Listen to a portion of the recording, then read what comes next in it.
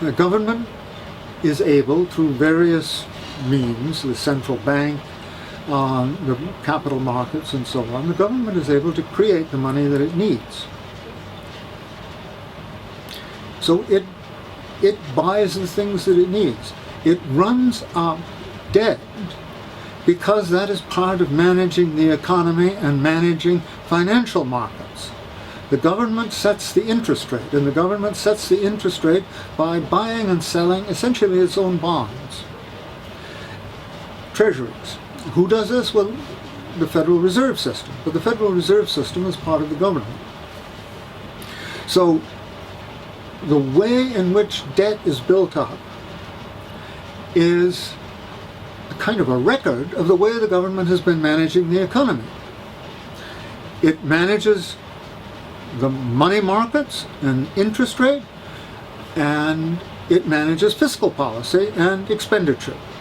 Expenditures are injections into the economy, taxes are withdrawals. Injections introduce money into the economy, taxes take money out of the economy. That is to say, taxes cancel money. Government creates money when it spends, and it cancels money when it taxes. It's important to understand this because what the government does with money is something that you and I can't do. And in fact, General Electric can't do it either. Not even banks can do it, although banks come closer to it. And with the aid of the Federal Reserve, they can do this too, some of it. They can't tax, but they can create money. The households and businesses are constrained by their debt. They're constrained by their debt, and they run a risk when they take on debt. And if they take on too much debt, they are really at risk. You should not let businesses run up too much debt, especially banks. We haven't been very good at this. But concern over risky debt on the part of households and businesses should not extend to concern over the government, because the government isn't running a risk. Think of it this way. The government owes money, lots of it. Who does it owe it to? Well, surprisingly, quite a lot of it is owed to other parts of itself. It's as though my right hand reached over and fished some money out of my left hand pocket and stuffed it into my right hand pocket. That counts as government debt. It doesn't make sense. The Federal Reserve is one of the chief holders of government debt. But so is the Social Security Administration. So are many ordinary departments of the government. Why? Because they want to hold interest-bearing debt because they need to keep money on hand, so they put it into treasuries. So a lot of government departments and agencies hold government debt. All of this adds up to about 40% of government debt. Maybe a little more. We don't hear about that. It's not so scary, that. But take the other part. What about the other, say, 60%?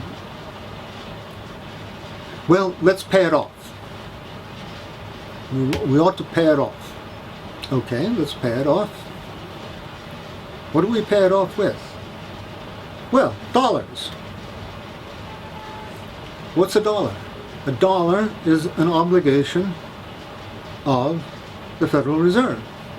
It's a Federal Reserve note. It's government debt. So we're going to pay off government debt with government debt. The difference? Well, the government debt that we're worried about carries interest. The government debt that we're going to pay it off doesn't. Ah, well, that's important. Well, sure, but that figures into the price. So when we pay off an obligation, an interest-bearing obligation of the government, we pay it off accounting for the interest, discounted sum of future interest payments, will make up the value of the note that we're paying off. We pay it off with government debt.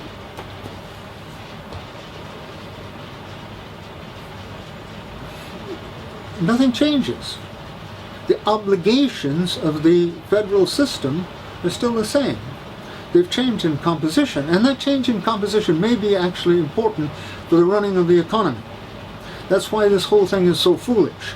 There really is a change that takes place when you make that shift, but it is a technical change. It's a change in the way the economy works, and it may affect interest rates. That's the whole point of it.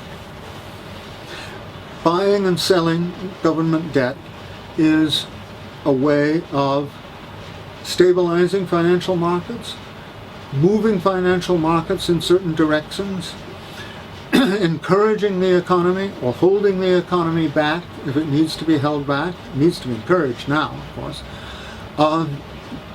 But that's part of managing the economy. People who are crying out for us to pay off the government debt are crying out for the government to undertake actions which may not be in the interests of the economy. If they were in the interests of the economy, they would be doing it. If it were in the interest of the economy to be paying down, that is, buying government debt, paying it down with dollars, they would be doing that.